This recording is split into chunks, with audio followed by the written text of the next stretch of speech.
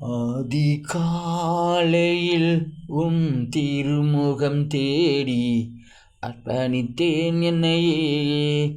ஆராதனை துதி தோத்திரங்கள் அப்பனே உமக்கு தந்தேன். ஆராதனை ஆராதனை ஆராதனை ஆராதனை அன்பரேசு ராஜனுக்கே, ஆவியான தேவனுக்கே. சுவிசேஷ பாரம் ஒன்றே என் சுமையாய் மாற வேண்டும்.